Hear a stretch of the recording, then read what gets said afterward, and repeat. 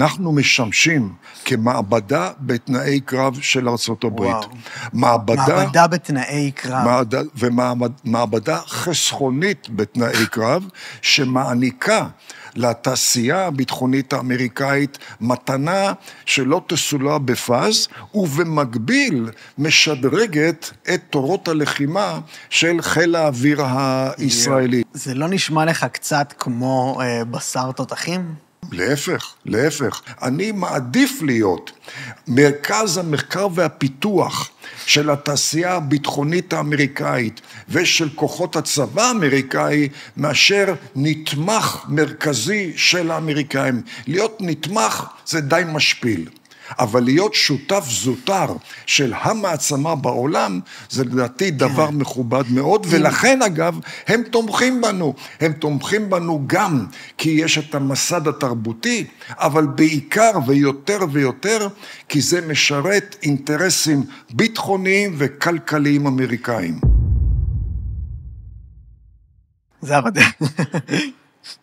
מעניין? טוב. זה כדאי שיהיה בצד. האורח שלי היום הוא יורם אטינגר. יורם שימש כשגריר בשגרירות ישראל בארצות הברית, האחראי על הקשר עם הקונגרס, הוא מתמחה ביחסי ארצות הברית-ישראל, ובנוסף הוא שימש בעבר כמנהל לשכת העיתונות הממשלתית. מה שלומך, יורם? ברוך השם, תודה רבה. כן, בימים אלו הכל בסדר? הכל רק שהמשיח יגיע, אבל אני אופטימי. יופי.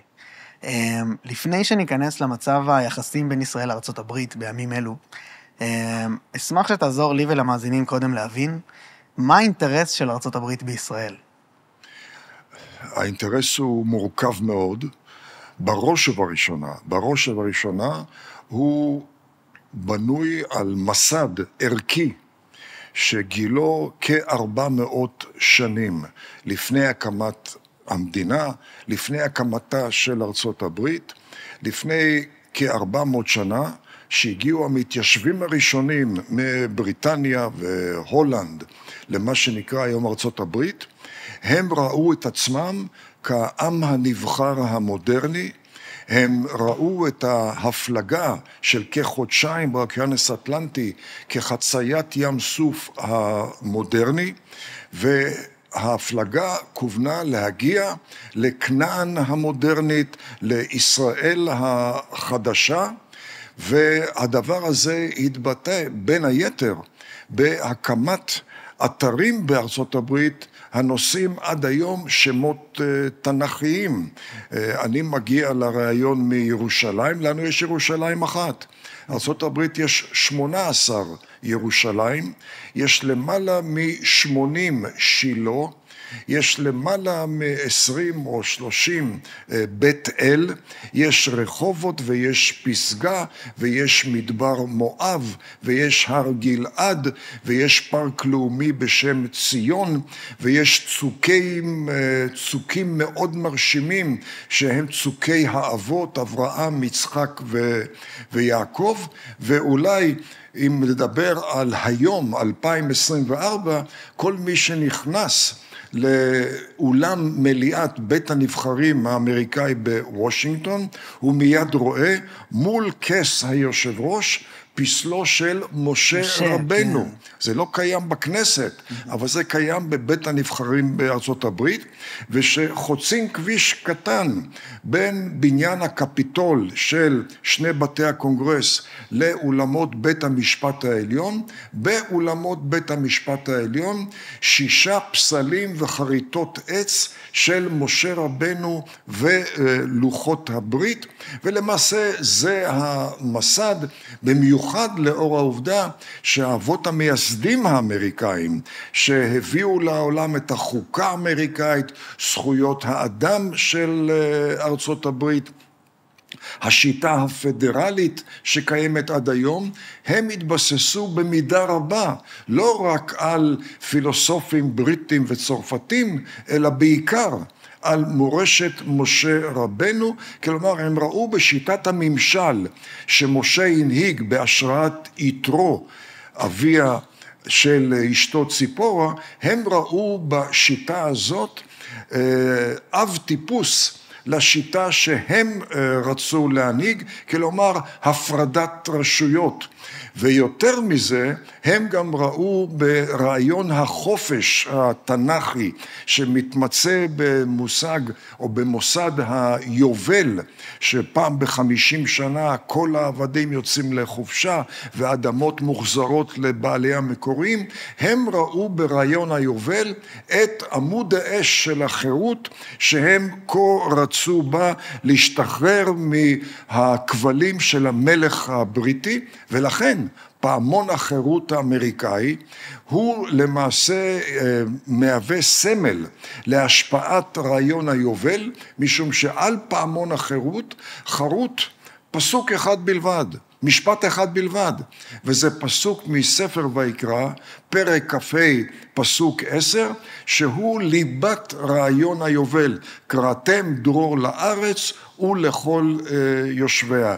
ויש דוגמאות נוספות למכביר שמבהירות את המסד התנ"כי של התרבות האמריקאית, שיטת הממשל האמריקאי. ברור שהזיקה לתנ"ך היא חלשה היום הרבה יותר מכפי שהייתה במאה ה-17 וה-18 וה-19, אבל עדיין היא זיקה חזקה ומשמעותית, וכאשר מנהיג המיעוט הרפובליקני בסנאט הודיע שהוא פורש מתפקידו כמנהיג המיעוט הרפובליקני, הוא הודיע את זה במסיבת עיתונאים וציטט פסוק מספר קהלת, כדי להבהיר שלכל דבר יש עת, לכל זמן יש עת. אז למעשה אתה אומר שזה יותר תרבותי מאשר כל דבר אחר. זאת אומרת, זה לא אינטרס לאומי, אינטרס דיפלומטי או אסטרטגי. המסד הוא ערכי, המסד הוא תרבותי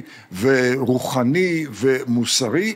על המסד הזה נוספו כמה עדנים, ואחד העדנים של, הייתי אומר, 40 או 70 השנים האחרונות, הוא גם המסד האסטרטגי, הטכנולוגי והצבאי, שהוא נובע מהערכה עמוקה ליכולות של ישראל וההבנה האמריקאית, שישראל כפי שהם אומרים, או יותר נכון, איש בכיר מאוד בצי האמריקאי, שהמפקד המבצעים של הצי האמריקאי, אדמירל אלמו זומוולט, הוא טען שישראל מהווה את נושאת המטוסים האמריקאית הגדולה ביותר בעולם, שלא זקוקה לאף אמריקאי על הסיפון שלה, ועוגנת באזור מזרח תיכון שהוא קריטי לכלכלה האמריקאית ולביטחון הלאומי האמריקאי,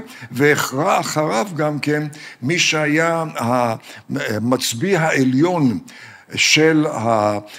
של ברית נאטו, לימים גם מזכיר המדינה האמריקאי, הגנרל אלכסנדר הייג, שהוא גם כן טען שיש להדק את שיתוף הפעולה עם ישראל, כי אותה נושאת מטוסים אמריקאית שלא צריכה אף אמריקאי על סיפונה, היא למעשה חוסכת לאמריקאים לייצר ולהביא לאוקיינוס ההודי ולים התיכון עוד מספר נושאות מטוסים אמריקאיות, לתחזק אותן ולהביא גם כן מספר חטיבות כוחות שדה אמריקאיות. ולפי הגנרל אלכסנדר הייג, שוב מזכיר המדינה לשעבר, הוא אמר שאלמלא ישראל במזרח התיכון, היה על ארצות הברית להשקיע בין 15 ל-20 מיליארד דולר מדי שנה, כדי להגן על האינטרסים שלה. מה זה אומר?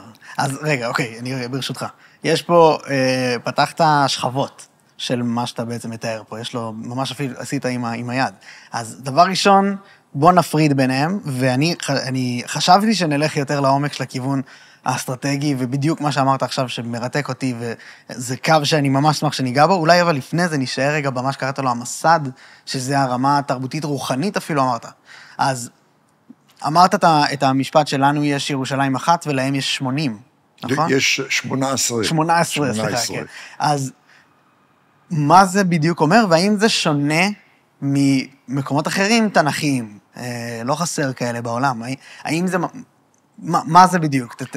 המסה הקריטית של ממש אלפי אתרים בארצות הברית, ערים ועיירות ומדבריות ופארקים לאומיים. המסה הקריטית הזאת אין לה אח ורע באף מקום בעולם. והמסה הזאת היא גם מבטאת את ההתייחסות של חלק גדול בציבור האמריקאי, ולאו דווקא הנוצרים האבנגליסטים המאמינים, אלא באופן כללי הנוצרים האמריקאים שרואים במדינת ישראל חלק מהמסד התרבותי שלהם. וזה מתבטא שוב בעיקר בשיטה הפוליטית האמריקאית וגם בשיח הפוליטי. אתה לא צריך להיות שמרן או מאמין נוצרי כדי להתייחס לפסוקים מהתנ"ך. למשל, כאשר הנשיא אובמה הצליח להעביר את הרפורמה הבריאותית שלו, מי שהיה אז הסנטור הפעיל ביותר לגיוס הקולות, הסנטור תום הרקין ממדינת איואה, שהיה אגב אחד הליברלים ביותר, במונחים שלנו אחד השמאלנים ביותר בין הדמוקרטים בסנאט, הוא כינס מסיבת עיתונאים להודיע על ההצלחה בהעברת הרפורמה, והמשפט הראשון שלו היה שהוא הודיע, אני רוצה לבטא את הוקרתי למנהיג הרוב הדמוקרטי שלנו, שבעזרתו העברנו את הרפורמה, כי הוא הפגין את הסבלנות של איוב, את העוצמה של שמשון ואת החוכמה של שלמה. ניחא היה אומר את זה נוצרי אבנגליסטי פונדמנטליסטי. אמר את זה פוליטיקאי משופשף שהיה אגב אז הסנטור בעל הוותק הרב ביותר בסנאט, בין הדמוקרטים בסנאט האמריקאי, והוא אמר את זה וידע שכאשר הוא אומר את המשפט הזה, המאזינים, הצופים, הקוראים את אותם מסיבת עיתונאים, לא יגרדו בפדחת מי זה איוב, מי זה שמשון, מי זה שלמה. הוא ידע שבחברה האמריקאית אותם שלושה שמות הם מסמלים איכות מסוימת, מסר מסוים. אותו דבר אגב היה שהנשיא בוש הבן נבחר לנשיא ארצות הברית, וזה היה אחרי מערכת בחירות מאוד מאוד אחורה ביחסים בין הדמוקרטים לרפובליקנים. אמרו הכמרים שברכו אותו על הזכייה, אמרו, אנחנו סמוכים ובטוחים שכמו דוד המלך, גם אתה תצליח לאחד את העם האמריקאי אחרי מערכת הבחירות הזו. ואגב, שהוא בא לארוחה המסורתית בעקבות הזכייה בבחירות בסנאט האמריקאי, קם מנהיג הרפובליקנים בסנאט, ובדברי ברכתו הוא פתח במשפט שאמר, אנחנו סמוכים ובטוחים שכמו יהושע וכלב, גם אתה תביא אותנו לארץ המובטחת. אלו הן התייחסויות שגרתיות בפוליטיקה האמריקאית. נדיר מאוד שנשיא חדש נבחר, ובטקס ההשבעה שלו הוא לא גם כן מתייחס לפחות לאחד הפסוקים מנביאי ישראל, בין אם זה יחזקאל או ירמיהו או ישעיהו או הושע או מספר משלי או מספר קהלת. זה דבר שהוא מובן מאליו, ואף אחד לא אומר מה קורה פה, מה זו ההשפעה היהודית. זה לא דבר שנתפס כנכס יהודי בלבד, זה חלק מהתרבות האמריקאית. ואגב, יש בארצות הברית בערך 200 פלוס אנדרטאות של לוחות הברית, 10 הדיברות. אנדרטה אחת היא על מדשאת בניין הקפיטול של מדינת טקסס. בכל מדינה יש את הקונגרס שלה או בניין הקפיטול שלה. על המדשאה של בניין הקפיטול בעיר אוסטין, בירת טקסס, יש אנדרטה של לוחות הברית של 10 הדיברות, ומיד זה עורר סערה, מה פתאום אנדרטה כזאת, מה עם הפרדה בין דת ומדינה, וזה התחיל לעבור מערכאה משפטית לערכאה משפטית, מהנמוכה עד שהגיע ב-2005 לבית המשפט העליון, ובית המשפט העליון ב-2005 קבע, ש10 הדיברות זה לא עניין דתי בלבד, 10 הדיברות ומשה רבנו הם חלק בלתי נפרד מהתרבות האמריקאית, ולכן אין להזיז את האנדרטה של 10 הדיברות ממדשאת בניין הקפיטול במדינת טקסס. זה, נגעת בזה, מקודם אמרת שמאלנים, כאילו זה לא אמור להיות מה שאתה מדבר עליו, אז האם זה באמת מזוהה יותר עם הימין? ויש את הקטע הנוצרי אוונגליסטי של האינטרס הזה פה, זאת אומרת, היה את הלחץ בזמנו על טראמפ להעביר את השגרירות לירושלים, יש האומרים שבגלל זה הוא עשה את זה, בגלל לחץ אוונגליסטי חזק.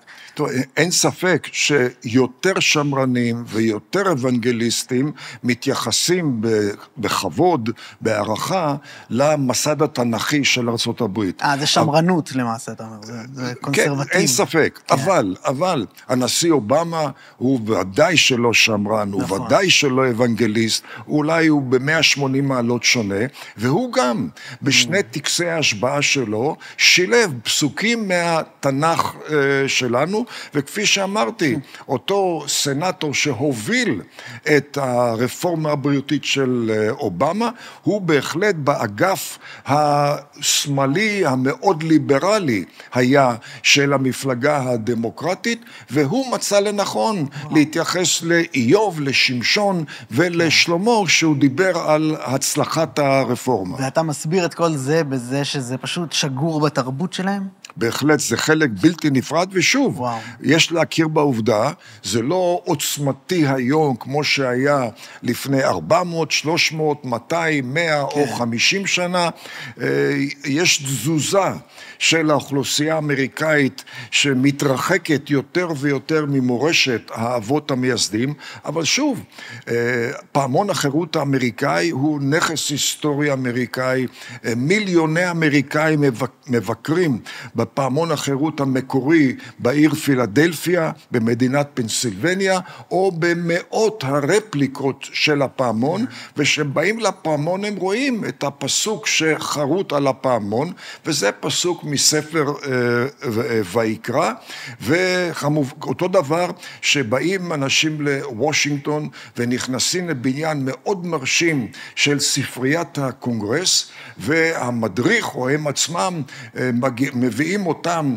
לאולם הקריאה המרכזי שנקרא אולם ג'פרסון, הם רואים שם פסל בגובה של כ2 מטר, משה רבנו מחזיק את לוחות הברית. כן. ושהם באים לבית המשפט העליון, באולם המרכזי, מעל ל9 שופטי בית המשפט העליון, בתקרה מספר אישים מרכזיים בהיסטוריה האנושית שהשפיעו על המשפט האמריקאי, וביניהם משה רבנו מחזיק את לוחות הברית, וזה רק פסל אחד מבין 7 פסלים, חריטות עץ של משה רבנו, כן. ולוחות הברית באולמות בית המשפט העליון האמריקאי, כן. למיטב ידיעתי, זה לא קיים בבית המשפט העליון בישראל. כן. אז זה החלק התרבותי.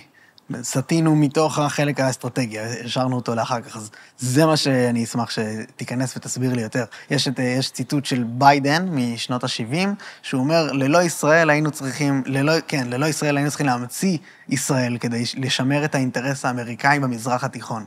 אני לא מצליח להבין עד הסוף מהו האינטרס הזה. אני אתן דוגמה. כאשר ישראל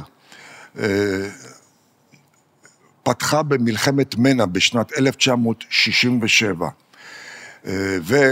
ושהביא אותה לניצחון צבאי מאוד מאוד משמעותי, בארץ זה הביא למחלוקות שטחים כבושים, שטחים משתחררים ומשוחררים, כן התנחלויות, לא התנחלויות. לגבי ארצות הברית, הניצחון הזה היה כרוך גם כן בהשמדה כמעט טוטלית של העוצמה הצבאית של מצרים, שחודשים לפני המלחמה הייתה בדרכה להפוך להיות למנהיגת העולם הערבי. 70 חיילים מצרים היו בתימן, לא כדי לסייע לתימן, אלא להשתמש בתימן כמקפצה להפלת שלטון בית סעוד בסעודיה. מצרים אז הייתה בעלת ברית מאוד מאוד קרובה של ברית המועצות, והיה חשש אמיתי שמצרים אז בהנהגת הנשיא נאסר יביאו להתמוטטות כל המשטרים הערביים הפרו-אמריקאים, בתקופה שארצות הברית הייתה תלויה מאוד מאוד ביבוא נפט מהמפרץ הפרסי.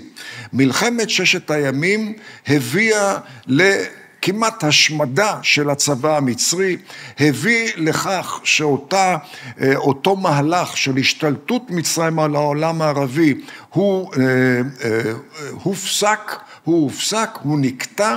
הדבר הזה היה מכה מאוד מאוד אנושה להשפעה הסובייטית במזרח התיכון, ובונוס, בוננזה לאינטרסים האמריקאים, וכל זה בגלל מהלך צבאי של ישראל, בלי אף אמריקאי אחד. כמו עכשיו, דרך אגב, שאמרת את זה לפני שהמצאות.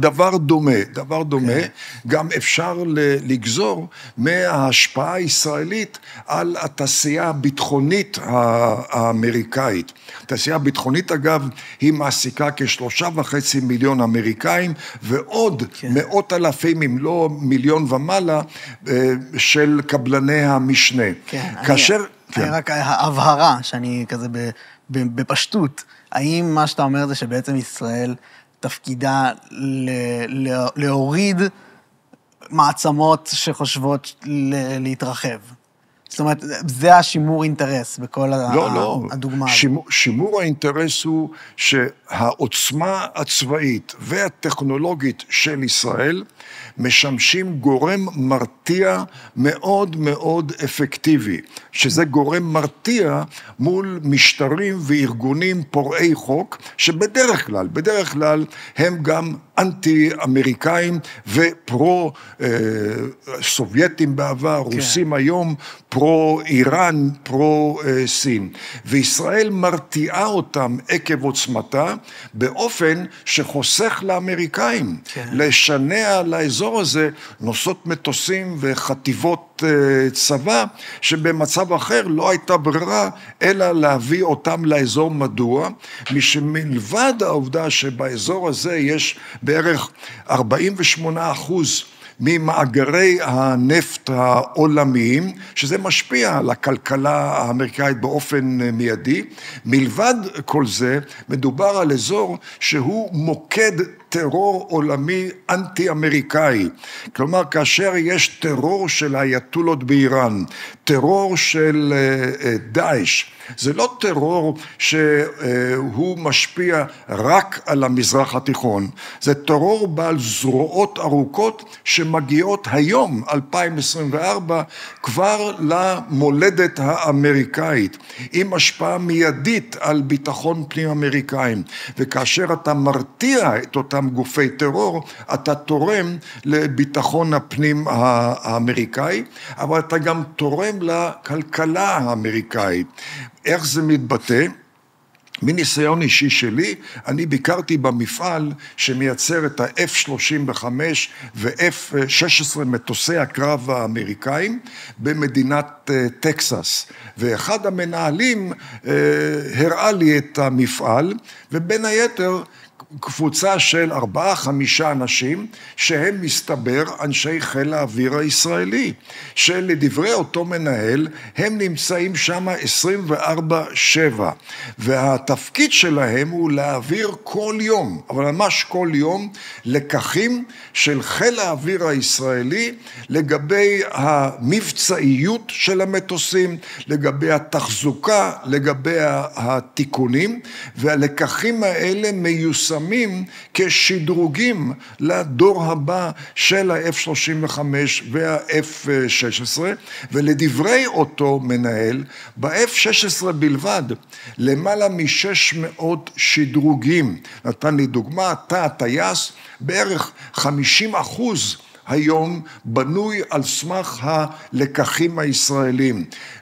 מערכת הירי כ-75% על סמך הלקחים הישראלים, והסיבה היא האינטנסיביות שבה ישראל משתמשת במטוסים האלה, בניגוד לחיל האוויר האמריקאי שלעיתים נדירות הוא עוסק במבצעיות בתנאי להיות או לא להיות. שאלתי את אותו מנהל, אם היית שם סימן דולרי ליד ה-600 פלוס שדרוגים של ה-F-16, איזה סכום היית מקבל? והתשובה שלו הייתה מגה מיליארדי דולרים. כשאני אמרתי, איך אתה מגיע למספר הדמיוני הזה?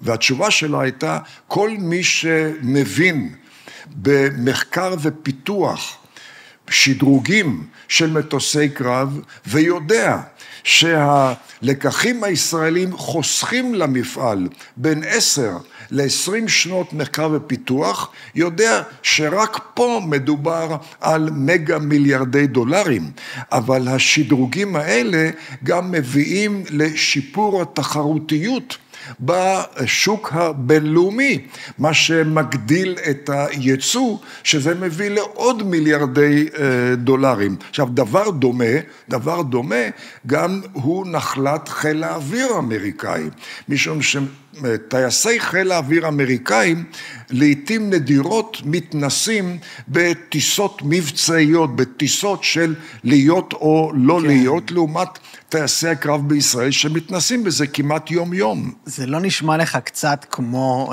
בשר תותחים? אנחנו? להפך. אני חושב שצריכים להרגיש הרבה יותר טוב, שאנחנו לא מקבצי נדבות, שמקבלים מהאמריקאים מין ביטוח לאומי מעבר לים. אנחנו פושטי יד, והם מעניקים לנו משהו בגלל העיניים היפות שלנו. אני מרגיש הרבה יותר שבע רצון, ובמעמד מכובד יותר, שאני שותף של האמריקאים, ולא נתמך של האמריקאים. עכשיו, אני שותף זוטר, אין ספק, אבל אני שותף שתורם להם פי כמה וכמה ממה שנקרא בטעות, סיוע חוץ שנתי לישראל. אבל כמו שאמרת, חיל האוויר שלהם כמעט ולא יוצא לשום מבצע, לעומת זאת אנחנו פה כל חצי שנה נכנסים ומפעילים את הכוחות שיש לנו. אז האם זה לא למעשה להיות השורות הראשונות במלחמת העולם הראשונה? לא, אנחנו משמשים כמעבדה בתנאי קרב של ארצות הברית.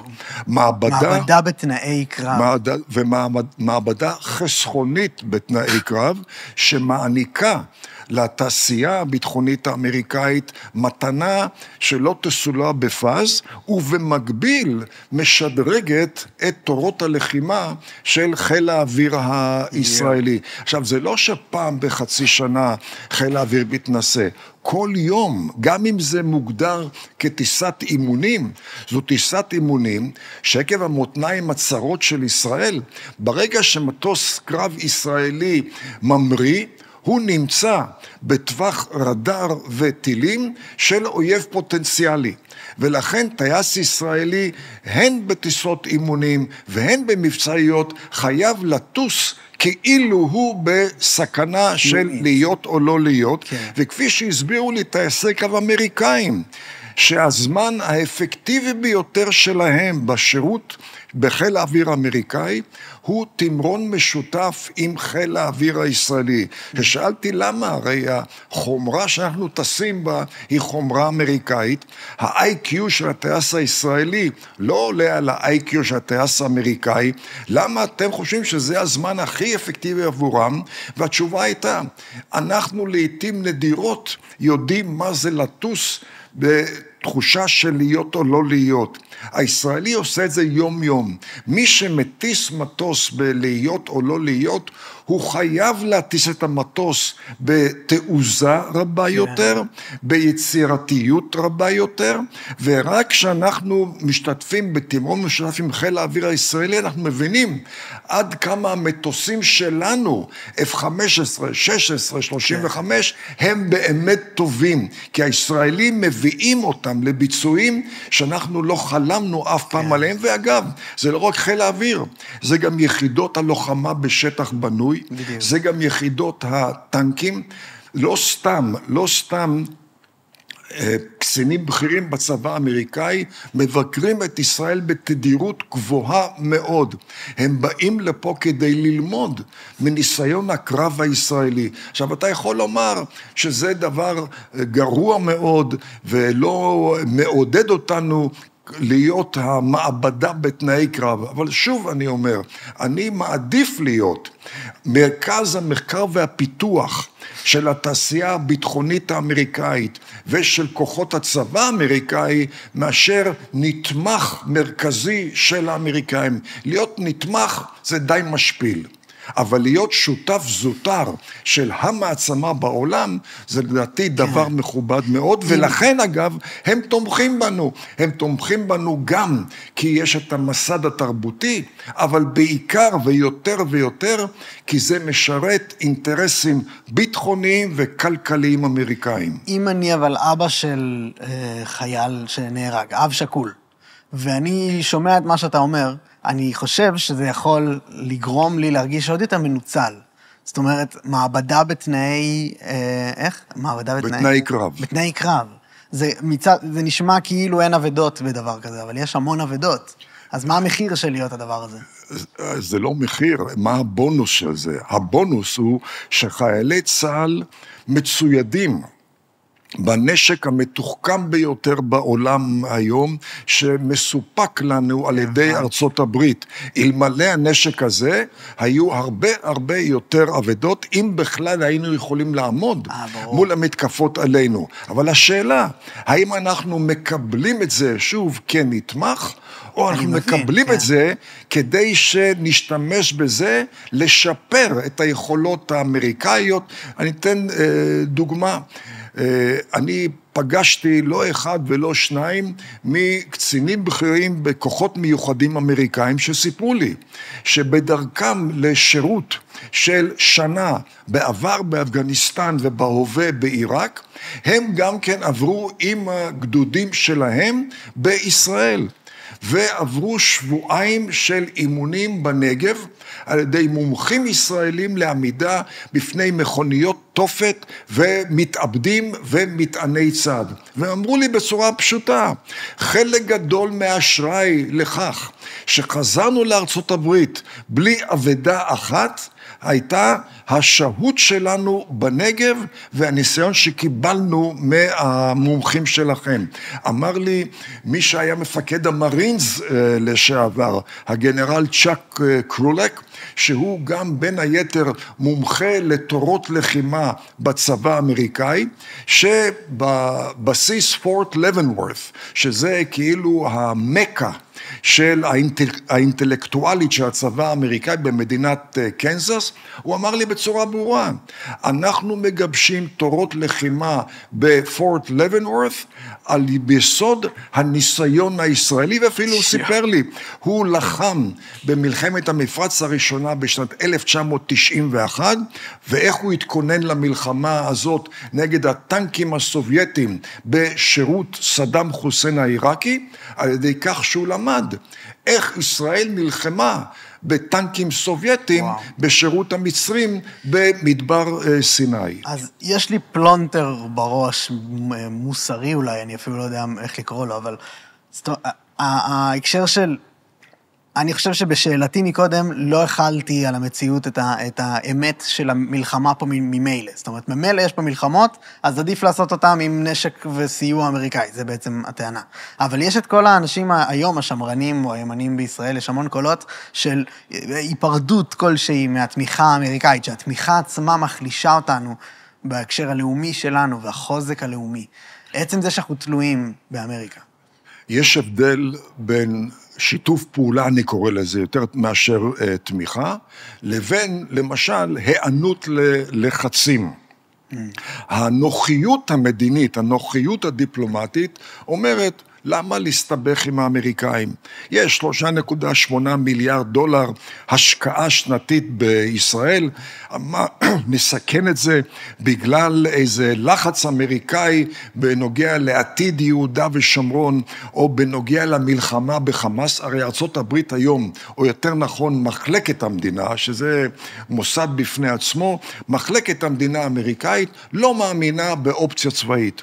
מחלקת המדינה, ובמיוחד מזכיר המדינה הנוכחי, טוני בלינקן, הוא שולל אופציה צבאית לא כלפי איראן ולא כלפי הפלסטינים, הוא מאמין, אמונה שלמה אגב, באופציה דיפלומטית, והייתי אומר, לא משנה עד כמה מציאות מפריחה את האופציה הדיפלומטית כלפי איראן או כלפי הפלסטינים, הוא דבק בדבר הזה.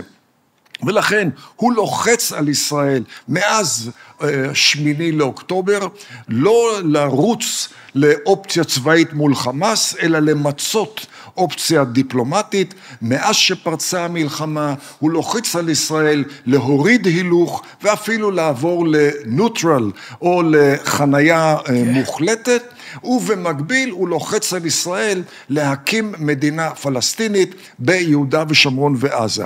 יש הבדל בין הענות ללחץ הזה, שהוא אליבא דממשלה הנוכחית, אליבא דחלק נכבד מהעם, היא מנוגדת, הלחץ הזה מנוגד לאינטרסים הביטחוניים של ישראל. יש הבדל בין זה לבין שיתוף פעולה עם האמריקאים, לבין שימוש במערכות נשק אמריקאיות, מה גם שמחלקת המדינה שהיום היא זו שקובעת את המדיניות של הנשיא ביידן, היא לא מייצגת למשל את כוחות הביטחון האמריקאים שכמהים לשיתוף פעולה עם ישראל. היא לא מייצגת את התעשייה הביטחונית האמריקאית שכמהה לשיתוף פעולה עם ישראל, וודאי שמחלקת המדינה האמריקאית לא מייצגת את שני בתי הקונגרס, שלפי שיטת הממשל האמריקאית, בניגוד למה שקיים בישראל, הרשות המחוקקת בארצות הברית היא שקולת עוצמה לרשות המבצעת. בארץ הכנסת היא ת"פ של הממשלה. הממשלה קובעת מי יהיה יושב ראש הכנסת, הממשלה קובעת מי יהיו יושבי ראש הוועדות, ומה שמחליטה הממשלה בדרך כלל זה מה שעושה הכנסת. לא בארצות הברית. בארצות הברית יש הפרדה מוחלטת, אבל מעבר להפרדה המוחלטת, שמה לשני בתי הקונגרס יש עוצמה שאין לה אח ורע ברשויות המחוקקות בעולם, והיא שקולה לנשיא. ולכן, בהרבה מאוד מקרים, כאשר ארצות הברית, מחלקת המדינה, לחצה על ישראל בכל מיני צורות, אנחנו ראינו שהלחץ הזה היה קיים, אבל במקביל, התרחבו שיתופי הפעולה עם ישראל ביוזמת שני בתי הקונגרס. לדוגמה, בתקופה של הנשיא בוש האב וראש הממשלה שמיר, הייתה אווירה עכורה ביותר בין השניים, אני יכול לומר בצורה מוחלטת. מי שמודאג היום מהאווירה או היחסים בין הנשיא ביידן לראש הממשלה נתניהו, כדאי שילך אחורנית וילמד את מהות היחסים שהיו אז בין הנשיא בוש האב לבין שמיר, יחסים עכורים מאוד. באותה תקופה, הנשיא בוש, ובמיוחד מזכיר המדינה שלו, ג'ים בייקר, הפעילו לחץ אחר לחץ על ישראל, ושללו הרחבת שיתופי הפעולה. אבל שיתופי הפעולה הגיעו לרמות חסרות תקדים, עקב יוזמות של הסנאט ובית הנבחרים, שהיו למורת רוח הנשיא, ועל אפו ועל חמתו של מזכיר המדינה. כן. ולכן יש פה מערכות יחסים בינינו לבין האמריקאים, שהם הרבה מעבר לכותרות של העיתונים. כן, אז גם דיברת על זה שהמזכיר המדינה בלינקן לא מתנהג לא חושב כמו ששני בתי הקונגרס חושבים. הוא כן אבל חושב אולי כמו איך שהציבור מרגיש באיזשהו אופן לגבי ישראל, נכון? אני לא חושב ככה. אתה לא חושב שהוא מייצג ציבור? או שאני לא חושב ככה, בוודאות זה לא נכון. אז מה זה ההפגנות ענק האלה ברחבי ניו יורק? דבר ראשון זה לא הפגנות ענק. זה דבר ראשון, זה שזה מקבל בולטות בתקשורת, זה לא אומר שזה הפגנות ענק. למיטב ידיעתי, ואני כבר כ-50 שנה בקשר רצוף עם הזירה האמריקאית, מבקר שם ויום יום בקשר, מדובר על מיעוט קטן, מיעוט קטן שמיוצג על ידי המפגינים. אבל יותר מכך, הייתה לפני כמה ימים הצבעה בבית הנבחרים לגבי סיוע מיוחד לישראל של למעלה מ-14 מיליארד דולר. 366 מתוך 435 צירי בית נבחרים הצביעו בעד הסיוע. כעת, השיטה האמריקאית היא מאוד מאוד ברורה.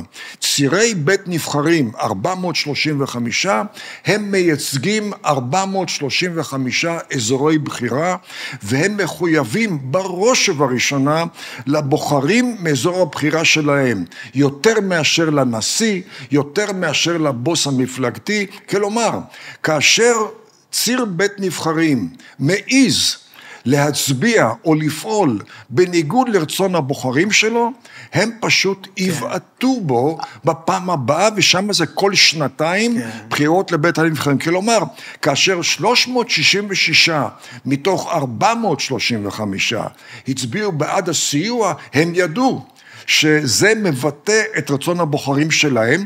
ואגב, כל שנה יש סקר דעת קהל של חברת גלופ, שהיא החברה לעניות דעתי האמינה ביותר, הבלתי פוליטית ביותר של סוקרי דעת הקהל האמריקאים. הם עושים פעם בשנה סקר דעת קהל על האהדה כלפי מדינות העולם. כל שנה זה מתפרסם בסוף פברואר, תחילת מרץ.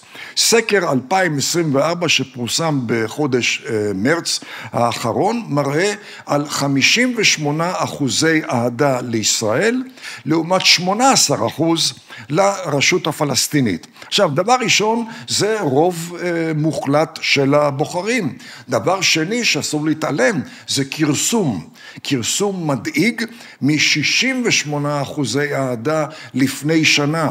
זה כרסום מ-72 אחוזי תמיכה אהדה ממוצעים של 15 השנים האחרונות. אבל זה עדיין רוב מוחלט, למרות על כרסום, על אף הכרסום, 58%, שזה עוד פעם, זה מנוגד לכותרות של העיתונים, אבל שוב, זה מסביר גם כן, מדוע רוב של צירי בית נבחרים, ואגב, רוב מוחלט של הדמוקרטים, כמו הרפובליקנים, הצביעו, ולא רק רוב הדמוקרטים, אלא חלק מאותו אגף רדיקלי של הדמוקרטים, שנקרא האגף משום מה פרוגרסיבי, האנטי-ישראלי, חלקו אומרים אפילו אנטישמי, חלק מהם הצביעו בעד הסיוע לישראל, ויש פה שוב שילוב אחד שאומר, בוא נבדוק מה הבוחרים שלי רוצים שאני אעשה, ושילוב שני, אותה זיקה לישראל. למרות אי הסכמה עם מדיניות כלפי הפלסטינים, למרות אי הסכמה לגבי כן או לא התנחלויות, למרות אי הסכמה לגבי מדינה פלסטינית, יש בכל אופן הערכה לתרומה של ישראל לארצות הברית, שאין לה אח ורע בין מדינות העולם. אז יש מה שאתה אומר על התקשורת, על איך שזה מסוכר לא כפי שהמציאות היא באמת, לי זה חדש, זאת אומרת, אני באמת חשבתי, האמנתי למיעוט אולי הקטן, שקולני מאוד, ואני חשבתי שזו התודעה בקרב הציבור בארצות הברית. דוגמה מאוד טובה לזה, זה המקרה עם הרווארד, עם האוניברסיטאות, שם זה ממש מורגש, בהחלט. שממש קל לראות שיש שם כבר תודעה כלשהי שהשתלטה, ואנשים מדברים על זה כאילו, במספרים גדולים. ואני לא מעיז להיות שענן לגבי התופעות האלה, שאין ספק, הן תופעות שאין להן תקדים בהקשר האמריקאי, ואגב, התופעות האלה הן בראש ובראשונה מכוונות כלפי הזירה הפנים-אמריקאית, משום שאותם מפגינים אנטי-ישראלים הם למעשה מזה הרבה שנים מעורבים בניסיונות לשינוי רדיקלי של מערכת החינוך האמריקאית, של מערכת החוק והמאבק בפשיעה האמריקאית, וגם בין היתר בהתייחסות לישראל. אבל חשוב שנבין שמדובר פה שוב במיעוט בין המצביעים הדמוקרטיים, מיעוט קטן עוד יותר בין המצביעים האמריקאים, ואנחנו שומעים לדוגמה לגבי הסילוף המסוים של המצב בארצות הברית על ידי התקשורת הישראלית וגם האמריקאית, זה הפרשנות לגבי המצביעים הצעירים. אנחנו רואים שבכל סקר דעת קהל שיש, רואים בקרב המצביעים כרסום הולך וגדל של התמיכה בישראל. זו עובדה. אבל אי אפשר מזה להקיש מה יהיה בעוד 10 ו-20 ו-40 שנה, משום שהגישה, אני מגדיר אותה הפשטנית, אומרת, אם היום רוב הצעירים מסתייגים מישראל, צא ולמד מה יהיה עם המבוגרים בעוד 10 או 20 שנה. זה לא המצב. ואני אומר את זה גם אגב מניסיון אישי, אני למדתי לתואר ראשון בארצות הברית במדינת טקסס בסוף שנות ה-60, התקשרו אליי מהעיר ניו יורק, מהמוקד הישראלי אז בארצות הברית, ואמרו לי, יורם, יש מצב קטסטרופלי בקמפוסים האמריקאים, אנחנו הולכים לאבד את הדור הצעיר, המשמעות היא שבעוד דור אנחנו נאבד את אמריקה, אתה חייב להתגייס להסברה בקמפוסים, ואני עשיתי את זה, כן? וזה אגב הוביל אותי להתרחק ממה שלמדתי, ראיית חשבון, מנהל עסקים בינלאומי, למה שאני עושה היום. זה התחיל אז. אבל למה אני מציין את זה? זה היה בסוף שנות ה-60. ואנחנו רואים שעברו סוף שנות ה-60, ועברו ה-70, ועברו ה-80, ועברו ה-90, ועדיין חורבן הבית לא התממש. והסיבה היא מאוד ברורה. בניגוד לגישה הפשטנית, שאומרת, בוא נראה מה קורה היום, ונסתכל באופן לינארי לעוד 10, 20, 40 שנה, המציאות האנושית לא עובדת באופן לינארי, ומה לעשות? צעירים הופכים להיות למבוגרים, וכאשר הצעיר יוצא מהקמפוס, פתאום הוא נפגש בחיים האמיתיים, ופתאום יש לו אחריות שלא הייתה לו כאשר הוא הפגין בקמפוס, ואז יש משפחה, ואז יש דאגות פרנסה, ואז מבינים שהחיים לא כה פשוטים, כמו שסיפרו לו במשחקי הסימולציה בקמפוס, ולאט לאט משתנה תפיסת העולם גם לגבי ישראל, ולכן אנחנו רואים, אם אכן זה נכון, וזה נכון, שככל שאדם מתבגר יותר, הוא יותר ויותר תומך בישראל. מי מתבגר יותר? אותו צעיר שהיה אנטי-ישראלי, הופך למבוגר, משמעותו.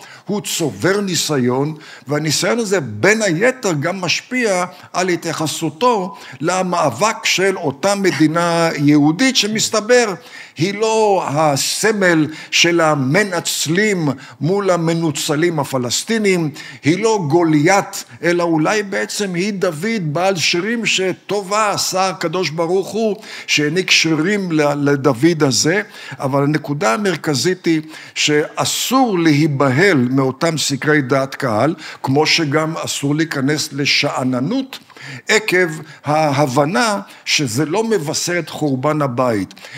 עלינו להתעשת ועלינו לפעול בארצות הברית בהתאם לשינויים הדרמטיים שמתרחשים שם, ויש שינויים דמוגרפיים דרמטיים מהפכנים מזה 40-50 שנה, זה מקבל תאוצה ב10-15 שנים האחרונות. לצערי, ההיערכות של ישראל מבחינה דיפלומטית, הסברתית בארצות הברית, לא השתנתה בעשרות השנים האחרונות. כלומר, אין התאמה בין ההיערכות של ישראל היום בארצות הברית והשינויים הדרמטיים שעברה המציאות האמריקאית. וההיגיון אומר, אם הדמוגרפיה האמריקאית עברה שינויים מהפכניים, ועקב שינויים מהפכניים בדמוגרפיה, יש גם שינויים תרבותיים, ולכן גם שינויים אידיאולוגיים, ולכן גם שינויים פוליטיים, האם ההסברה הישראלית, האם ההיערכות הישראלית לא צריכה להשתנות בהתאם? בעשרות השנים האחרונות, ישראל לא מגיבה לשנים הדרמטיים האלה, וזו לדעתי הסיבה המרכזית לכרסום ההולך ומעמיק במעמדה של ישראל בארצות הברית. וואו. שני דברים חשובים שעולים לי. אחד, אתה נוגע במונח דמוגרפיה, ובאמת א' אני אציין שנחשפתי אליך בעקבות משה פייגלין, שחשף אותי בעצם אליך, ובין היתר הוא דיבר על העניין הדמוגרפי, של כמה אנשים אתה אומר כל מיני מחקרים דמוגרפיים שלך בין היתר על הפלסטינאים בעזה, ואני ממש אשמח שניכנס לזה, אבל לפני זה רק נסגור את עניין התודעה של הצעירים שהופכים למבוגרים. יש את אלה קינן הייתה פה, קינן הייתה פה, שהיא בעצם אינפלואנסרית במדיה שמשתמשת בכלי שיש לה להסברה, ויש לה מאות אלפי עוקבים, והיא סיפרה היא הסבה את תשומת ליבי לזה שבעצם הדור הנוכחי שגדל, הוא גדל דרך טיק טוק. המסרים שלו נורא פשוטים, והפלסטינאים ממש טובים בתעמולה באמצעי תעמולה הזה, לצורך העניין. והאם אם אתה עושה מקרו, אני רואה את מה שאתה מדבר עליו, מקרו היסטורי כזה. אז באמת, כמו שסיפרת, שבשנות ה-60 הביאו אותך כבר, ואמרו לך שסוף העולם מתקרב, וחורבן בית המקדש הגיע, ובסוף לא קרה כלום. אבל אולי יש משהו בשינוי כרגע, באיך שצורכים מידע, שכן מאיץ פה איזשהו תהליך שצריך להיזהר ממנו. כי אני אוסיף עוד נקודה קטנה, בסוף אתה פותח את הניו יורק טיימס בימים אלו, וכל הזמן גם מופיע שם ישראל. אז בהחלט. לכן אני ציינתי וחוזר ומציין, אסור להיות שעננים. יש כרסום ואי אפשר להתעלם מזה. אבל גם אסור להיות פטליסטים, ואסור להתעלם מהעובדה שעדיין רוב הציבור האמריקאי תומך בישראל, רוב הדמוקרטים ורוב עוד יותר גדול של הרפובליקאים תומכים בישראל. לגבי ההשתעבדות לטיק טוק, אני מכיר את התופעה, אבל איך אומרים, טול קורה מבין עיניך. גם בארץ אנחנו רואים את הדור הצעיר שמתמכר יותר ויותר לטיק טוק, ואני מודה בעוונותיי, אני חשבתי שאיבדנו את הדור הצעיר עקב הטיק טוק, ואז באה המלחמה, ומסתבר שהדור הצעיר, ואני לא מתייחס רק למשרתים, שמשרתים בצורה בלתי רגילה, המשרתים הסדירים, אבל גם המילואימניקים הם עדיין דור צעיר, ואנחנו רואים איכויות בלתי רגילות, למרות הטיק טוק, למרות ההשתעבדות לתקשורת החברתית, ולכן אני אומר, גם לגבי האמריקאים, אסור למחוק אותם ולומר, הם מקרה אבוד, כי הם משועבדים לטיק טוק. האחריות עלינו להציג את ישראל בצורה הנכונה, ולעניות דעתי, ישראל לא פועלת בצורה נכונה. למשל, כאשר אני שומע ראש ממשלה או שר חוץ או שר ביטחון או איש מודיעין בכיר או אקדמאי בכיר מתראיין לתקשורת האמריקאית ומסביר את הסכנות של למשל מדינה פלסטינית לישראל, ומסביר את הצורך להילחם בחמאס משום שחובה על ישראל לשקם את כוח ההרתעה שלה, אחרת הטרור יביא להתפרצות וולקנית נגד ישראל. אני תוהה, האם אותם אנשים מבינים שהם מדברים לציבור אמריקאי ולא ישראלי? מדוע? ציבור אמריקאי לדעתי חייב לשמוע איך זה נוגע לאינטרסים שלו, ולא איך זה נוגע לאינטרסים שלנו בישראל. וכאשר מדובר, למשל, אני זורק דוגמה, על כן או לא מדינה פלסטינית, במקום לומר דברים שלגבי דידי הם ברורים, איך ישראל יכולה לחזור למותניים צרות מקלקיליה דרך כפר סבא ועד נתניה. ישראל לא יכולה לחזור, במיוחד כאשר זה נשלט על ידי רכסים של יהודה ושומרון. אבל זה מיועד לציבור הישראלי. לגבי ציבור אמריקאי, לדעתי מה שחיוני להעביר, איך מדינה פלסטינית תשפיע על אינטרסים אמריקאים. לדוגמה, מדינה פלסטינית מערבית לירדן, משמעותה גזר דין מוות למשטר ההשמי, מזרחית לירדן, לכל מי שמתמצא במבנה הדמוגרפי הפנימי בירדן, לכל מי שמכיר את החדירה ההולכת וגוברת של האייתולות האיראניות לתוך ירדן, לכל מי שמבין את הרקע של העימותים הצבאיים בין המשטר ההשמי לבין פלסטין, השפעה של 2 מיליון סורים, פליטים סורים בצפון ירדן, ולכן גזר דין מוות על המשטר ההשמי הפרו-אמריקאי בעקבות הקמת מדינה פלסטינית.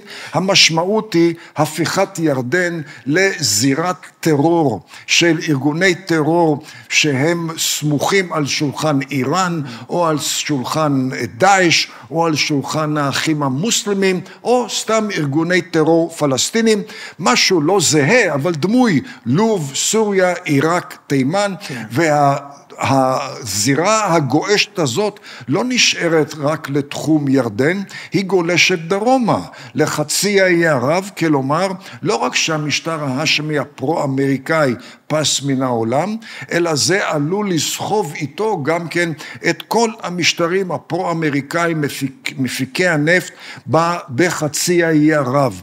בהקשר של מדינה יהודית אל מול מדינה פלסטינית, האם אתה חושב שאחד לא פוסל את השני? כי א' הם חושבים אותו דבר, יש להם זיקה פה תנכית. טוב, אני תמיד האמנתי ומאמין בהעדפת המציאות על פני מציאות חלופית, או על פני מציאות נוחה. אין ספק, המציאות המזרח תיכונית היא מציאות מתסכלת. זה אופייה של השכונה. זו שכונה שמזה 1400 שנים, מאז שהאסלאם בא לעולם, אין עדיין דו-קיום בשלום בין המוסלמים לבין עצמם. אין עדיין דו-קיום בשלום בין הערבים לבין עצמם, בין אם בתוך המדינות הערביות או בין אם בין המדינות הערביות. והנה אנחנו מנסים לשכנע את עצמנו שמה שהם עדיין לא מעניקים איש לרעהו, הם כן יעניקו במרכאות לכופר היהודי. הלוואי שהדבר הזה היה נכון. יש אגב פתגם בטקסס, שם גם למדתי תואר ראשון ושם גם כיהנתי כקונסול כללי, ואני מבקר שם כמה פעמים בשנה. יש פתגם שאומר בטקסס, אתה יכול להכניס את מגפי הבוקרים שלך לתנור, אבל אל תצפה שזה יהפוך לביסקוויטים. עכשיו, יש אנשים שחושבים שאם אתה באמת משתוקק ובאמת קמע בצורה חזקה, המגפיים יהפכו לביסקוויט. עכשיו, למה זה לא קורה? יש הבדל לפי המציאות המזרח תיכונית, בין למשל הסכם שלום בין ישראל לאמירויות, ישראל למצרים, ישראל לירדן, יחסים קרובים מאוד, בלי הסכם שלום בינינו לבין ערב הסעודית, לבין ניסיונות אין ספור להביא להסכם שלום בינינו לבין גוף פלסטיני כזה או אחר. ומה ההבדל? ההבדל הוא שהחזון הסעודי, או החזון המצרי, או הירדני, או האמירתי, לא מחייב כתנאי מוקדם להביא לחיסולה של הישות היהודית. אני מניח שהיה נוח יותר למצרים, ירדן, סעודיה, אלמלא היה במזרח התיכון שהם רואים בו אחוזה של האסלאם, אלמלא הייתה פה ריבונות יהודית שהיא לא מתאימה למה שהם שואפים. אבל אם היא קיימת, היא לא מנוגדת לייעוד, לחזון של המדינות הערביות. לעומת זה, המציאות מראה שהחזון של חמאס והחזון של הרשות הפלסטינית, אם אתה מסתכל, הרשות הפלסטינית הרי היא ת"פ של אש"ף ופתח. גם לפי הסכמי אוסלו, מקור הסמכות של הרשות הוא בידי אש"ף ופתח. מחמוד עבאס הוא ראש הפתח, הוא ראש אש"ף, ולכן הוא ראש הרשות הפלסטינית. החזון שלהם, לפי האמנות של הפתח והאש"ף, אגב, הפתח זה משנת 59, 8 שנים לפני 67. הפתח זה 64, 3 שנים לפני 67, זה שחרור האדמה הפלסטינית מהכיבוש הציוני. איזה כיבוש היה בשנת 59 או בשנת 64? כיבוש 48, כפי שהם קוראים לזה. אבל זה לא רק אמנה, זה החינוך של הרשות הפלסטינית, שהוא מחזק את החזון הזה, אפשר לקרוא לזה חינוך לשנאה, לשנאת המדינה היהודית ושנאת יהודים. זו מערכת חינוך שהיא למעשה קו הייצור הכי אפקטיבי, הכי פורה של טרוריסטים. עכשיו, מי הביא את החינוך הפלסטיני לעולם? בשנת 93 ערפאת הסמיך את סגנו אז מחמוד עבאס להקים מערכת חינוך, וזו המורשת של מחמוד עבאס. כאשר החמאס פועל כפי שהוא פעל בשביעי לאוקטובר, הוא פעל בהתאם למה שמלמדים מגן ילדים ועד סיום תיכון וגם באקדמיה הפלסטינית. ושוב, היסוד הונח על ידי הרשות הפלסטינית. כלומר, בניגוד לחזון של מדינות ערב, שהוא לא מותנה בחיסול ישראל, החזון הפלסטיני לא ימומש, אלא אם כן תחוסל הישות הציונית. עכשיו, הנטייה המערבית, למשל מזכיר המדינה בלינקן, אבל גם הרבה מאוד גורמים בישראל, היא להמעיט בערכה של אידיאולוגיה, להמעיט בערכו של חזון, משום שכפי שאומר האיש המערבי האמריקאי, money talks, הכסף מדבר, כלומר... זה הקונספציה. כן, אם אתה מעניק מספיק מיליארדי דולרים, מה, הם לא יעדיפו מיליארדי דולרים על פני חיסול ישראל? ברור שהם יעדיפו. תעניק להם נמל בעזה, מה, הם יתעלמו מהתועלת האדירה של נמל? הם יתעלמו מהתרומה לעזתים? ואנחנו לא מסוגלים לעתים להבין שבניגוד לרבים מאיתנו, הן האייתולות באיראן, והן הרשות הפלסטינית, והן חמאס, ועוד גופים במזרח התיכון, באמת ובתמים מחויבים לחזון, הרבה יותר מאשר לשדרוג רמת החיים, הרבה יותר מאשר לדו-קיום בשלום. ושוב אני אומר, עובדתית, אין דו-קיום בשלום בין השיעים לבין הסונים. מה, 1400 שנה הם לא הבינו שעדיף שיתוף פעולה ביניהם כדי שיצמחו יותר ביחד? עובדתית, זה לא עובד 1400 שנים. ושוב אני מתייחס למה שלמדתי בטקסס, יש שם אמרה שאומרת, תיזהר מאוד, לא לנשק תרנגולות לפני שהן מצמיחות שפתיים. פעם אחרונה שהתבוננתי בתרנגולות של האייתולות או תרנגולות הפלסטיניות ברמאללה או ברפיח, לא שמתי לב שהם גידלו שפתיים. לך שתגדלנה שפתיים, גם הנץ הזה יהפוך ליונה מאוד מאוד מחויבת. אבל במזרח התיכון, שהוא בלתי צפוי, שהוא בוגדני, שהוא לא מורגל, לא בדמוקרטיה ולא בדו-קיום בשלום, אסור לנו להתנהל לפי מציאות חלופית, גם אם היא מפתה ואופטימית ברמות בלתי רגילות.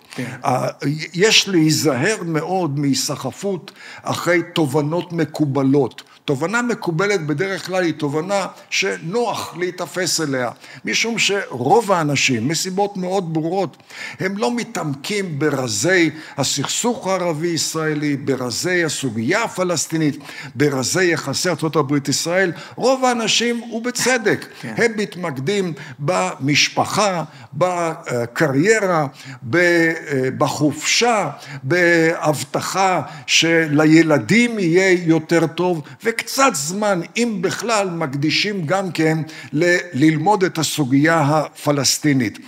אבל המציאות מוכיחה שמה שנוח הוא בדרך כלל לא מה שמאפיין את המציאות, וגם כן אנחנו רואים שיש אויב גדול מאוד לתובנות מקובלות. והאויב הזה נקרא מצעד העובדות. וראינו את זה בשביעי לאוקטובר. הייתה תובנה מקובלת, שאנחנו יודעים מהי, ופתאום בא מצעד עובדות אכזרי ביותר, והעיר אותנו מהאשליה ששררה במחוזותינו עד השביעי לאוקטובר. אז האם אתה, כאילו, אתה כנראה אומר, אין דבר כזה, הסכם שתי המדינות, זה פנטזיה, זה לא במציאות שם. אגב, זה לא אני אומר את זה. אם אתה מסתכל למשל על מזכיר המדינה טוני בלינקן, שהוא באמת ובתמים, ומסיבות מאוד מאוד, הייתי אומר, נעלות, מחויב לרעיון המדינה הפלסטינית, כמו אגב רבים בישראל, שלא משיקולים פוליטיים ולא משיקולים אנוכיים, אלא רבים בישראל באמת ובתמים מאמינים שמדינה פלסטינית תביא לשלום ושלווה וביטחון וכו' וכו' וכו'. אבל עובדתית, יש לבלינקן בעיה לא רק עם חוגים, נקרא לזה ניציים בישראל, יש לו בעיה עם כל מדינה ערבית, במיוחד אלו שהן פרו-אמריקאיות, כמו סעודיה והאמירויות ובחריין ומצרים ומרוקו וירדן ואומן, שעובדתית, הן מרעיפות על הפלסטינים מלל מחבק ביותר, מצהירים הצהרות בזכות מדינה פלסטינית, אבל ההתנהלות שלהם זו התנהלות שלא מקדמת מדינה פלסטינית. וזה מאז 1949, כאשר ירדן סיפחה את יהודה ושומרון, לא הקימה שם מדינה פלסטינית. מצרים שלטה על עזה, לא הקימה שם מדינה פלסטינית. והיום שסיסי אומר, הוא לא מוכן לקבל פלסטינים בסיני, זה לא מכיוון שהוא רוצה להקשות על ישראל. זו לא הסיבה. הסיבה שמדינות ערב רק מדברות בדבר מדינה פלסטינית, אבל לא פועלות בנושא הזה, משום שהן בניגוד למזכיר מדינה בלינקן, ולתובנה המקובלת במערב וחלק בין הישראלים, שהמדינות הערביות לא מתמקדות במלל הפלסטיני המתון. קל מאוד להיפגש עם פעילים ישראלים ולהקסים אותם במלל מתון. כנ"ל מזכיר המדינה בלינקן. את הערבים זה לא מעניין. הערבים מתמקדים בהתנהלות של ההנהגה הפלסטינית, שהפכה מאז שנות ה-50 לאב טיפוס של בוגדנות וחתרנות וטרור בין ערביים. למה? תחילת שנות ה-50, מצרים העניקה לפלסטינים את האפשרות לבצע פעולות טרור נגד ישראל מעזה, קראו לזה אז תופעת הפדאיונים. מה עשתה ההנהגה הפלסטינית? אחרי כשנה, שנתיים, התחילה לשתף פעולה עם האחים המוסלמים בביצוע פעילות טרור במצרים נגד המשטר המארח שלהם, וההנהגה הפלסטינית נאלצה לברוח ממצרים, ערפאת, מחמוד עבאס וחבר מרעיהם. סוריה קלטה אותם ואפשרה להם לקיים טרור נגד ישראל, אבל אחרי שנה, שנתיים, התחילו לשתף פעולה עם האחים המוסלמים בסוריה, ונאלצו לברוח מסוריה לאן? לירדן. ושנת 68 עד 70, הירדנים אפשרו לאז ההנהגה של הארגונים הפלסטינים לקיים פעילות טרור נגד ישראל, טרור האש"פי נגד ישראל. 250 ישראלים נרצחו בפעילות טרור זאת. שנת 70 אמרו הפלסטינים, למה רק טרור נגד ישראל? בוא נפיל את המשטר ברבת עמון, ופרצה מלחמת אזרחים, מה שנקרא ספטמבר השחור, והם ברחו ללבנון.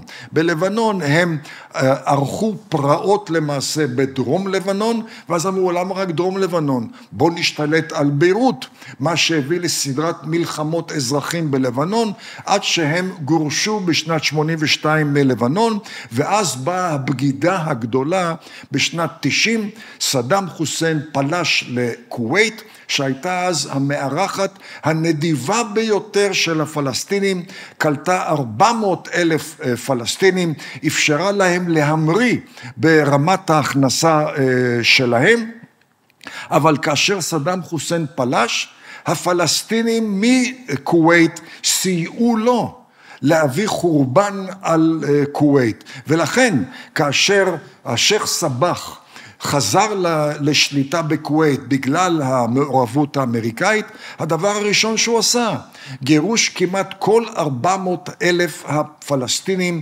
מכווית. והערבים לא שוכחים ולא סולחים עד עצם היום הזה. והם הגיעו למסקנה שהיא מאוד מאוד ברורה. ההתנהלות של ההנהגה הפלסטינית מבהירה. מדינה פלסטינית במזרח התיכון היא תביא לעוד משטר פורע חוק, היא תשפוך נפט או דלק ולא מים על מדורת המזרח התיכון, ולכן הפער בין המלל המחבק שהוא בלתי מחייב, לבין ההתנהלות שהיא איפשהו בין אדישות לרעיון המדינה הפלסטינית לבין שלילתה. אז גם בציבור הישראלי יש אנשים שחושבים שאפשר לקיים גם שתי מדינות, מדינה פלסטינית, שלום עם העם הפלסטיני, או העזתים, האנשים שנמצאים שם. אבל אני חושב שבאמת, כמו שאתה אמרת, בשביל העשירי משהו השתנה. בתודעה בציבור הישראלי. חושבים דברים אחרים לגמרי, ומתחילים להבין שאולי באמת מה שאתה אומר עכשיו הוא אמת, למרות שפעם זה היה יותר קשה לקבל את זה. מה אתה חושב שקרה בשביל העשירי? איך אתה מסביר את האירוע הזה? השביעי לספטמבר הוא התפתחות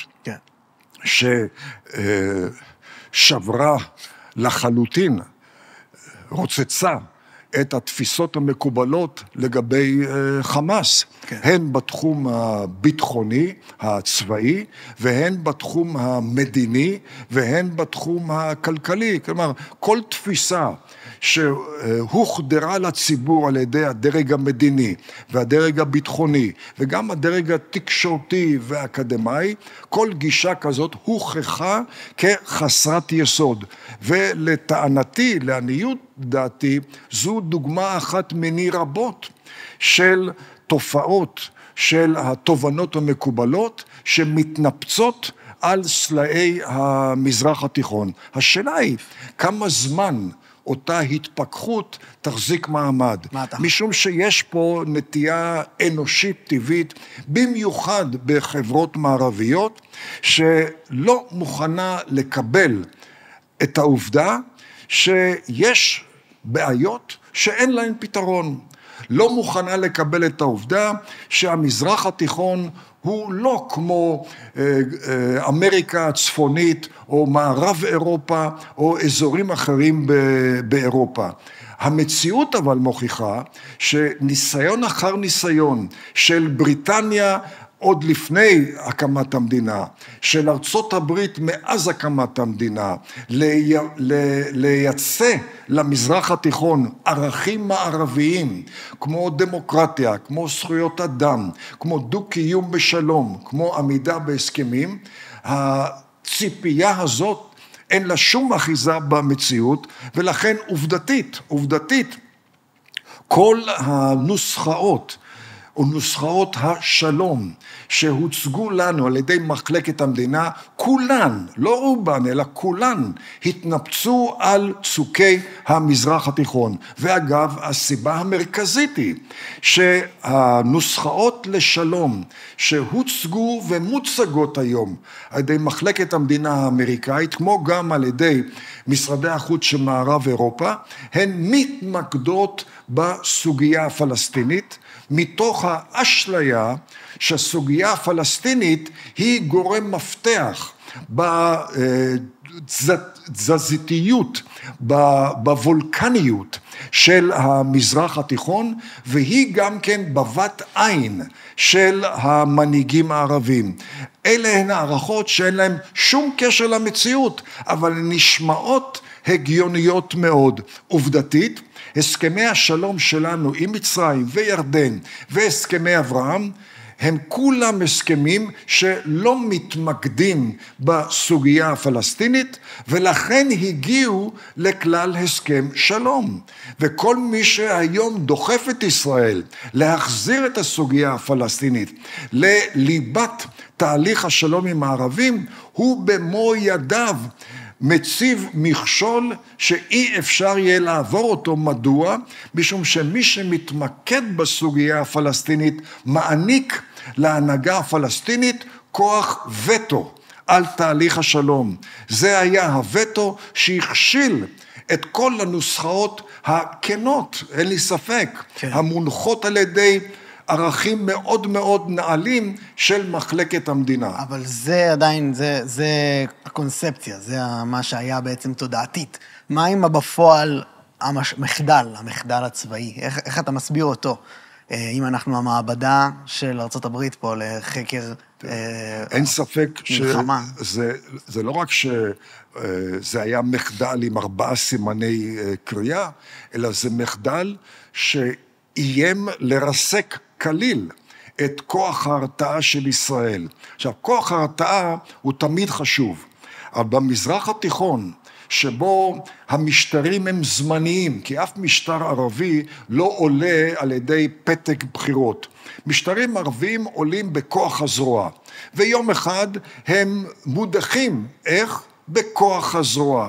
ואם משטר מודח, גם המדיניות משתנה וגם ההסכמים משתנים, ולכן כמו שהמשטרים במזרח התיכון הם זמניים, גם ההסכמים הם זמניים. עכשיו, לעתים הזמניות היא בת שנים אחדות, לעתים הזמניות היא בת 10 שנים, ולעתים היא בת 100 שנים. אבל שוב, כל עוד המזרח התיכון הוא מזרח תיכון, הסכמים הם זמניים. כאשר אתה חותר להסכם שלום, אתה חייב לחשוב דבר ראשון על כוח ההרתעה שלך, משום שכוח ההרתעה שלך לא מאפשר לזמניות להביא להכנעה שלך, להרס שלך. מה שקרה בשביעי לאוקטובר היה איום על עצם קיומה של מדינת ישראל. והמהלכים מאז השביעי לאוקטובר, לעניות דעתי, נועדו לשקם את כוח ההרתעה של ישראל. וכוח ההרתעה של ישראל הוא לא רק חיוני לביטחונה של ישראל, הוא גם חיוני לעצם היחסים שלנו עם ארצות הברית, וזה נשמע כאילו דבר והיפוכו. מחלקת המדינה לוחצת עלינו לסגת, נסיגה תביא לפגיעה בכוח ההרתעה שלנו, ואיך זה מסתדר שכוח ההרתעה הוא חיוני לשמירה על היחסים. ולכן אני אומר, מחלקת המדינה שלוחצת עלינו לחרסם במו ידינו בכוח ההרתעה שלנו, היא לא הנציג הבלעדי של המדיניות האמריקאית. הנשיא הוא לא בעל הבית היחיד של המדיניות האמריקאית. יש בארצות הברית לא נהג אחד של המכונית, אלא יש 2 נהגים, אחד זה רשות המבצעת, אחד זה הרשות המחוקקת, ואסור לזלזל בעוצמה של המחוקקת, גם בנושאים שלא קשורים אלינו. מלחמת וייטנאם הסתיימה, למרות שהנשיא דאז ניקסון לא רצה לסיים אותה. הקונגרס החליט שמחצות אין יותר מימון לשום פעולה בקמבודיה, דרום וייטנאם ולאוס, בו ביום הסתיימה המלחמה. ארצות הברית, הנשיא ניקסון לא רצה שיוטלו מגבלות על ברית המועצות דאז, בגין אי הגירה חופשית, אבל הקונגרס האמריקאי החליט שברית המועצות ובעקבותיה רוסיה, אם הן תרצנה לקבל סיוע אמריקאי, הוא יהיה מותנה במדיניות הגירה חופשית. החוק הזה עבר על אפו ועל חמתו של הנשיא ניקסון, והוא הביא לעלייה של 1.25 מיליון יהודים מברית המועצות. נמל חיפה היום משודרג לצורכי הצי השישי. השדרוג הזה בא כתוצאה מיוזמה של הקונגרס האמריקאי משנת 92, אם אני לא טועה, 92, 91, והיוזמה הזאת באה לאוויר העולם על אפו ועל חמתו של הנשיא דאז ג'ורג' בוש ומזכיר המדינה ג'ים בייקר. הוא בא לעולם כי חבורה של סנטורים החליטו שזה חיוני לאינטרס האמריקאי, ולכן הדבר הזה בא לעולם. וכנ"ל בלחץ על ישראל. על ישראל להבין, העובדה שמחלקת המדינה לוחצת, זה לא אומר שארצות הברית לוחצת, זה אומר שהרשות המבצעת לוחצת. השאלה, האם ישראל פועלת בגבעת הקפיטול, כלומר בקרב שני בתי המחוקקים, כדי להבהיר את עמדתה, וכדי להבהיר עד כמה העמדה הישראלית היא גם חשובה לאינטרס האמריקאי. רק דוגמה, בשנת 1981, ישראל החליטה להשמיד את הכור הגרעיני בעיראק. זה בא למרות לחץ ברוטלי ביותר של ארצות הברית, שלא נעיז לבצע את זה. והיו איומים שאגב מומשו, שאם ישראל תיכנס להרפתקה מול הכור הגרעיני העיראקי, יושעו או תושעה אספקת מטוסי קרב לישראל, ויושעו הסכמים משיתוף פעולה בין שתי המדינות. ישראל פעלה כפי שהיא פעלה, ישראל נענשה בצורה מאוד חריפה, אבל 10 שנים אחר כך, פרצה מלחמת המפרץ הראשונה, הייתי אז במקרה בוושינגטון, בשגרירות הישראלית בוושינגטון, היה אירוע מרכזי של הממסד הביטחוני האמריקאי, נאם שם מי שהיה אז מזכיר ההגנה האמריקאי, דיק צ'ייני, המשפט הראשון שלו היה, תודה רבה ישראל, שהשמדת את הכור הגרעיני העיראקי ב-1981, כי זה חסך מאיתנו עימות גרעיני ב-1991. כאשר ישראל פעלה מלחמת מנע ב-67, זה היה על אפו ועל חמתו של הנשיא ג'ונסון, שאמר לראש הממשלה אשכול, אם תעיז לפתוח במלחמת מנע, אתה תפעל לבד ואתה תישאר לבד. ואני אפילו אשכול אולי לסייע לצד המצרי המותקף. אשכול פעל, ואותה מלחמה, כמו שאמרתי מקודם, היא סייעה לא רק לישראל, הסירה מעליה איום קיומי, מצרי, סורי, ירדני, אלא היא גם סייעה לאמריקאים בכך שהשמידה כוח מצרי שאיים על כל מדינה ערבית פרו-אמריקאית. אוקיי, מדהים. אני כאילו חשבתי שעוד ניכנס לכל מיני דברים שאני לא חושב שכבר יש לנו ממש זמן. אנחנו נראה לי 1.5 שעות כזה.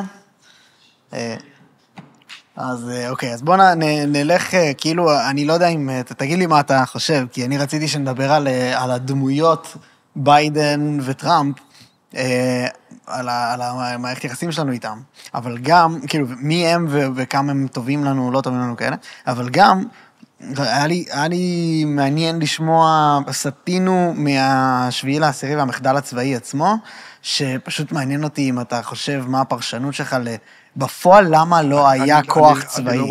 אין לי ערך מוסף בתחום הזה. צבאי, ביטחוני, לא, אני יכול להגיד... לא, אבל כן בהקשר של עצם זה שאנחנו מעבדת מחקר של ארצות הברית בתחום של מלחמה.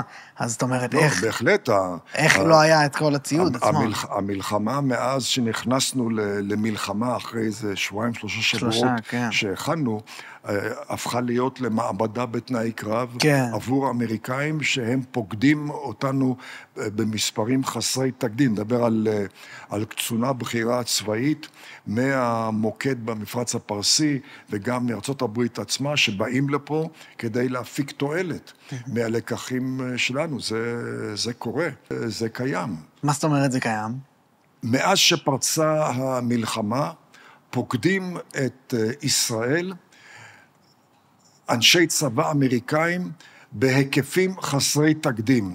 והם פוקדים אותנו לא כדי לייעץ לנו ולא כדי להכתיב לנו, כן. אלא כדי ללמוד מאיתנו, בהיותנו מעבדה בתנאי קרב. לדוגמה, ראש ה-FBI האמריקאי, קריס ריי, היה ביקור של יום אחד בישראל, נפגש עם ראשי שב"כ וראשי משטרה, מדוע? לדבריו שהוא חזר לארצות הברית, כדי ללמוד מישראל איך מתמודדים עם טרור עירוני, איך מתמודדים עם טרור של לחימה בשטח בנוי. מדוע? משום שהמודיעין של ה-FBI, כך הוא אמר, מצביע על כך שהשביעי לאוקטובר מהווה מקור השראה עבור גופי טרור אסלאמיים, נתמכי איראן ונתמכי דאעש, מקור השראה לפעילות דומה נגד יעדים אמריקאים, כן. כולל בתוך ארצות הברית עצמה. מדובר למשל על נוכחות מאוד מסיבית של אנשי חיל האוויר אמריקאי בישראל. עכשיו, אין לנו במלחמה הזאת קרבות אוויר, כן. אבל יש לנו במלחמה הנוכחית שימוש אינטנסיבי כמעט חסר תקדים של מטוסי קרב. הביקורים פה נועדו לראות איך ישראל מטפלת במטוסים במציאות הזאת. למשל, בחיל האוויר או בכל הקשור למטוסי קרב, יש מספר גורמים קריטיים. כל נושא התחזוקה, כל נושא התיקונים, אבל בראש ובראשונה שיפוץ מנועים. אחרי מספר מסוים של אלפי מיילים, אתה חייב לשפץ את המנוע. מסתבר שישראל הגיעה לביצועים מאוד ייחודיים בשיפוץ מנועי המטוסים האמריקאים שאנחנו משתמשים בה. וקצונה בכירה של חיל האוויר האמריקאי המוצב במפרץ הפרסי מבקרת בישראל כדי לבחון איך ישראל עושה את זה, ויותר מזה, מעבירים לישראל יותר ויותר מנועים של מטוסים אמריקאים המוצבים במפרץ הפרסי לשיפוץ בישראל עקב הרמה הייחודית שאנחנו הגענו אליהם. יש נושא של לחימה בשטח בנוי, יש יחידות מיוחדות בישראל ובארצות הברית שמטפלות בזה. ואני שמעתי מגורמים שמעורבים בזה, שמגיעים כל הזמן מומחים ללוחם בשטח בנוי לישראל, ומבקרים גם כן בשטחי אימונים של היחידות בישראל, ולדברי אחד המבקרים האמריקאים, מה שהם רואים שמה בשגרת האימונים הישראלית, זה מארץ הסרטים האמריקאית, זה משהו בדיוני במונחים אמריקאים, הם לא שיערו איך אפשר להגיע לביצועים כמו שמגיעים בישראל, ושוב, זה כתוצאה מהניסיון הייחודי שלנו במלחמה הנוכחית ברצועת עזה. יש ביקורים של אנשי רפואה, צבאיים אמריקאים, משום שנוכחות חיל הרפואה ברצועת עזה היא חסרת תקדים. נוכחות לא רק של החובשים הקרביים, אלא של הרופאים הקרביים.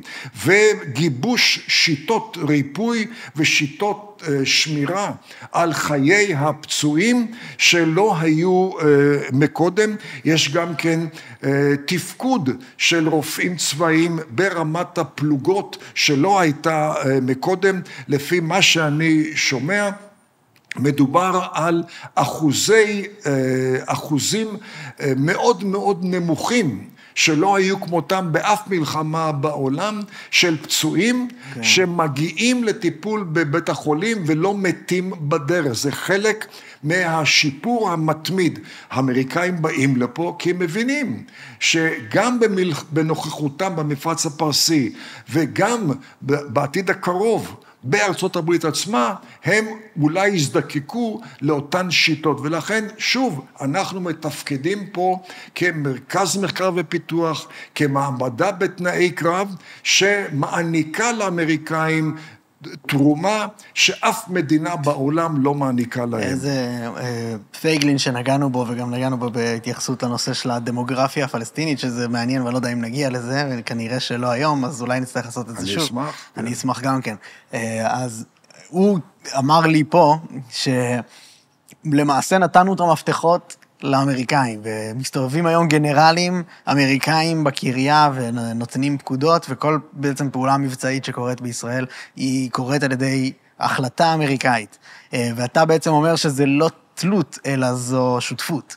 לא, אני טוען שיש שותפות, ואסור לנו להידרדר לרמה של תלות, כלומר לרמה של אי רצון להדוף לחצים אמריקאים. כן. כך לדוגמה את 7 לאוקטובר. אסור להתעלם מהאחריות של הדרג המדיני והדרג הצבאי, הדרג של שב"כ, לאחריות של 7 לאוקטובר. אבל, עובדתית, בסדרה של עימותים שלנו מול חמאס, של ה-17-18 שנים האחרונות, פעם אחר פעם, לחץ אמריקאי קטע מהלכים צבאיים מול חמאס באיבם, והוא קטע אותם משום שממשלות ישראל העדיפו נוחיות דיפלומטית קצרת טווח על פני אינטרס ביטחוני ארוך טווח. אלמלא אותה כניעה ללחצים של ארצות הברית, חמאס לא היה מגיע ליכולות שהוא הגיע אליהם, בגלל שישראל נכנסה להלך המחשבה האמריקאית, שקט תמורת שקט, אמצעים דיפלומטיים, פיתוח תשתיות כלכליות בעזה, דבר שאין לו שום קשר למציאות, משום שחמאס הוכיח ומוכיח פעם אחר פעם, כולל עכשיו במשא ומתן לגבי החטופים, שעבורו האידיאולוגיה, החזון, עולה על כל תרומה שהוא יכול לקבל משעבוד החזון לשיפור רמת החיים. ואנחנו אגב רואים את זה עוד מהקמת המדינה. הרי מלחמת העצמאות הרחיבה את גבולות המדינה בהשוואה לגבולות החלוקה, פחות או יותר ב-30-40%. והיה לחץ אטומי, לחץ ברוטלי מאוד של הנשיא האמריקאי, טרומן, מזכיר המדינה שלו, ג'ורג' מרשל, של הקהילייה הבינלאומית וכמובן האו"ם, היה לחץ איום ונורא להפסיק את כיבושי מערב הגליל, נהריה ועכו, להפסיק את כיבושי השפלה, שחמונס, יפו, לוד, רמלה, להפסיק את כיבושי הנגב, שטחים נרחבים בנגב, ולהפסיק את כיבוש מערב ירושלים. והתשובה של בן גוריון אז הייתה מילה אחת, לא. הוא לא נכנע ללחץ הזה. זה הביא למתיחות רבה, חריפה, בינו לבין הנשיא טרומן, בינו לבין מזכיר המדינה ג'ורג' מרשל, שלא היה אנטוני בלינקן, הוא היה גיבור מלחמת העולם השנייה. אבל אותה החרפת יחסים קצרת טווח, הביאה לזינוק מטאורי של הערכה אסטרטגית ארוכת טווח של ארצות הברית כלפי ישראל. מה פשר התופעה הזאת?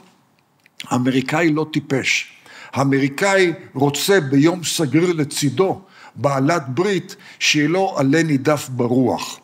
והוא מעריך מאוד עם בעלת ברית כמו ישראל, היא ממרה את פיו, אבל זה נשען על עקרונות, זה נשען על ביטחון לאומי, ואחרי תקופה קצרה של מתיחות, הוא עובר למחשבה של הערכה גדולה.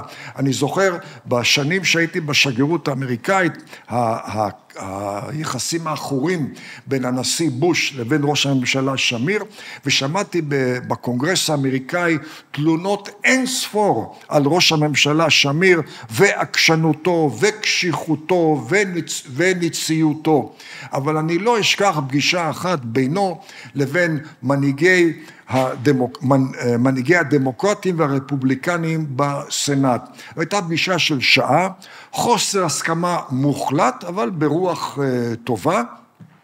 הסתיימה הפגישה וניגש אליו מי שהיה אז מנהיג הרפובליקנים בסנאט, הסנאטור בוב דול, לחץ את ידו ואמר, אדוני ראש הממשלה, אתה יודע למה המנהיג הדמוקרטי ואני חלוקים עליך ב100%, אבל מאוד מאוד מעריכים אותך? ואז אמר ראש הממשלה, מדוע? והתשובה הייתה, כי אתה קשוח. וזו דוגמה אחת מני רבות. האמריקאי יודע שיגיע יום סגריר, וביום הסגריר הזה הוא מעדיף בעלת ברית שמוכנה לעמוד על העקרונות שלה גם מול לחץ אמריקאי על פני בעלת ברית שהיא נסוגה ומוותרת מי צריך אותה ביום סגריר. ואם לא צריכים אותה, גם שיתופי הפעולה יורדים לרמה מאוד מאוד עלובה. אוקיי, אנחנו נסיים כאן, יש לי כל כך הרבה דברים שכאילו אנחנו חייבים לעשות באמת אחד נוסף, אז אנחנו נעשה כזה ותכתבו אם אהבתם או לא, האם הייתם רוצים לשמוע משהו נוסף ומה הייתם רוצים לשמוע שם. טוב, אז ממש ממש תודה, יורם. תודה לך, נהניתי מאוד, להתראות. להתראות.